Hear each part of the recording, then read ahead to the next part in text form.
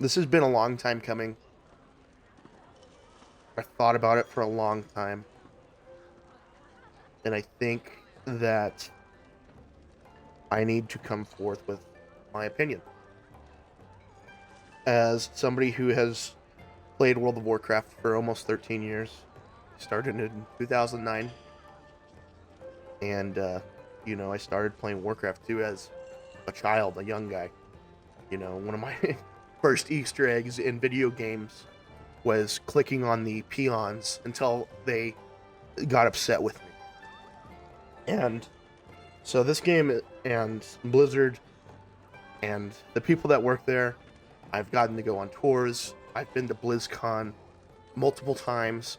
I really appreciate the people. I love the community that this game has built.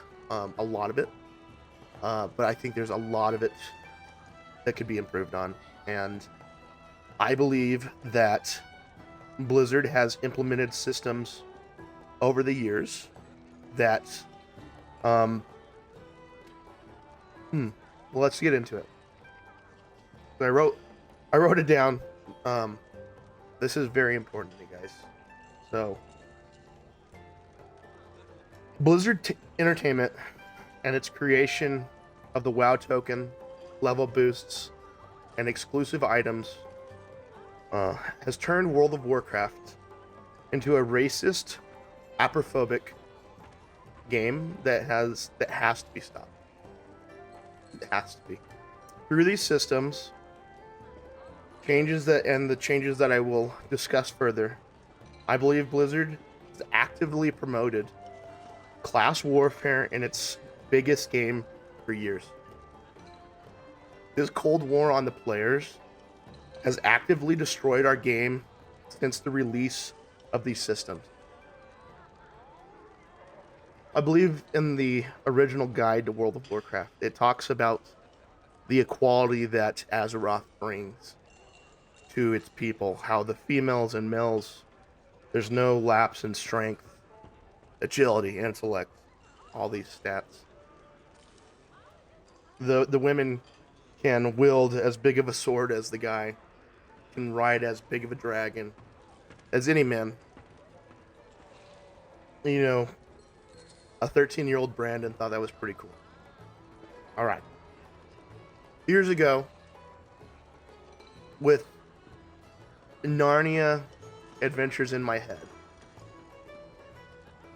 I got to go see the movie Prince Caspian. Narnia, I don't know if you guys saw that movie. It wasn't that great. But for me, it was like a land of adventure. It really was. And I prayed that night after being able to go see that movie to God that if there was any way that I could be able to be a part of a universe like that, whether it be in death or not, that please let me be able to be a part of it because it's so cool. Later that year, my brother, on my 13th birthday, would introduce me to World of Warcraft. Getting to sit behind his shoulder and watch him slay gnolls and wolves in Westfall was some of the coolest things I've ever seen, and some memories that I will never forget. I remember him being ridden upon by a Tauren and a friend, and the Tauren had, at the time I did not know this, the Headless Horseman's mount. And I was just flabbergasted. Wow. That was something I'd never seen in a video game. And it's something that would drive me over years and years to collect mounts and play this game, learn how to macro, learn how to keybind, learn how to PvP. It drove everything. This mount did. It was awesome. It was so cool. So once I got into the game, you better believe I grinded and played You know what? It took me probably 6 months to hit level 80, but it was some of the funnest times I've ever had playing video games. Getting to level up, the dungeon system was out by then, so I did use the instance finder, but I also got to go and just discover this amazing world of Warcraft, man. And what a world it was. It was better than Narnia, guys. It was better than any Tolkien universe that I had witnessed. This was Chris Metzen's world, and it was awesome. It was fucking awesome. One of the coolest new things about this great new world is that my brother may have been ahead of me in levels, but it wasn't very long before I surpassed him. And somebody that had power over me my whole life, I now was not in charge of them or anything like that, but I was at least on an equal status. I could talk to my brother about stuff in World of Warcraft, and it was like talking to somebody my own age. He didn't look down on me because, he had more experience in this game. No, he was just a fellow adventurer. And that's how it was for everybody. Unless you were going on the black market, which not many people did because, believe it or not, people have integrity. A lot of people, there's some that don't. And sure, they're going to go buy gold and put it into our economy just like any other black market out there. But with the addition of the WoW token, Blizzard basically divided us all. The have-nots now definitely had nothing. And the haves, well, they can just buy everything with the WoW token. Now my 13-year-old self, at that time it hadn't happened yet, but when the Warcraft token came out, I felt like our game lost a integral part of what made it the amazing social experience and experiment that World of Warcraft was. And that was an equal playing field where your time invested netted you awesome things that you couldn't just outright pay for. Doctors would play with custodians. And custodians would play with high schoolers on the other side of the earth.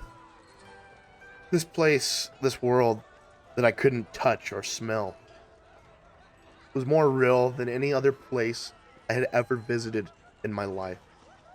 With all races, ages, and genders coming together to defeat in-game goals that only together they could overcome. I felt so very free, like I had finally found a place where no one had something over me. And whatever obstacle was in my way could be overcome not by money, but by relationships I had built in my time playing. May 31st, 2011. The day World of Warcraft would start to lose its integrity for me. The Winged Guardian release. I have a lot to say about store mounts that can be purchased in-game, but first let me tell you about my first mount. One of the biggest things that brought me to World of Warcraft, like I said, was that mount. And it would take me a while to get my first mount. It would take me a while to even get the game. But I was determined on my first character to get my mount by the first weekend I was playing. And when I started playing, you had to get to level 20, unlike in the past, where it was much, much harder to get a mount. As I adventured through Silver Moon, I would see, the Blood Elf mount that I finally get to get. And even though it was underwhelming because it was some kind of ostrich hawk, and I didn't love it, it meant that this world around me wasn't as scary because I could outrun the monsters that were attacking me. It was a huge increase to survivability. It was a huge deal to get them out. It was exciting. There wasn't that many of them. There were rare ones that you would see in the game that just drove you to want to play the game. Not because you had to, but because there was a chance that you might be able to get this badass mount. And there was a ton of fun in between that and in between where you were at and getting the mount. As far as raiding, being in a guild, it was awesome. It was awesome. So you might understand my delight when on May 31st, 2011, I probably did have my flying mount by then, but I don't think I had the highest speed. And I definitely didn't have a mount that did both. Because those were very rare. The only mounts that I can think of that could fly and also on the ground when I started playing were the Headless Horseman's mount, Invincible, and the Celestial Steed, which I did not know about before the Winged Guardian. I knew about the Winged Guardian before the Celestial Steed. So that's why we're starting on... This is when I kind of came into the view. You can imagine my excitement when I opened my launcher and saw for 25 buckaroos I could have a mount that did both. And it was even better because it would go to all my characters. And it would increase with whatever speed my mount could go. So basically I was set. Okay? Thumbs up. I gotta get this mount. So, 14-year-old me finds my brother's girlfriend and starts begging her to buy me this mount. Of course she did not. Like she shouldn't have, thank goodness. Which meant I had to save up. I had to go to work. And then guess what? Because I didn't want my parents knowing that I was spending money on the video game, because they would have given me shit, I had to sneakily go into Walgreens and buy a $25, $30 actually, prepaid card that I would pay an extra $3 for. So it would cost me $33 to get these fucking mounts. I didn't have a debit card, but I did. I got that mount, boys, and it was fucking sick. Okay? Just look at the mount. It's beautiful. Especially then.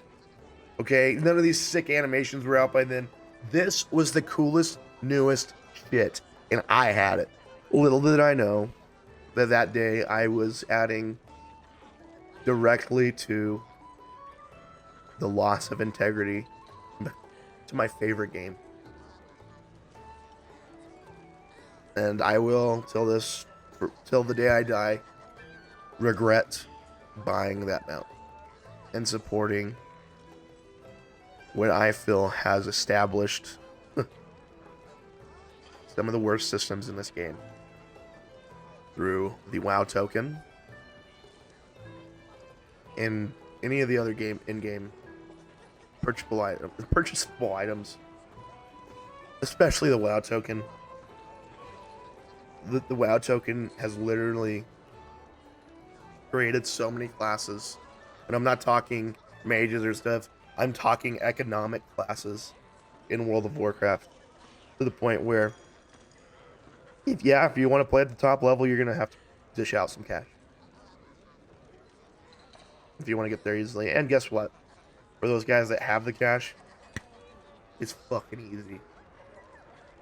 So our even playing field that we started off with in 2004, where you had to be a part of an amazing community, get amazing drops in game that other people would sought after, whatever they would go after because they wanted to have it too, and it was exciting, and it was something at the end game to keep going for, instead of these stupid ass fucking systems that just want me to come play every day. No, instead, back then, I would get on and I would grind so I could go to raid that week and maybe get a chance have this amazing mount that probably somebody else in the raid would get first anyways. It sounds funny. Even back then, when I was begging my brother's girlfriend to buy me this mount, I had the feeling of, is this right? Should I really be able to gain an in-game reward from using outside monetary sources? In this world untouched by grief and greed, at least on the surface level. There isn't a day I wish I could return this stupid fucking Wing Guardian, because I feel like I truly helped destroy the integrity of one of the most beautiful things that I was ever able to hold on to. And even though I don't think the game will ever be what it was then, I think with this knowledge, hopefully the developers and game designers can work toward a better Azeroth. Thanks, guys. This has been my perspective. If you guys have a differing one, please let me know. And I hope you all have a great day. Thanks.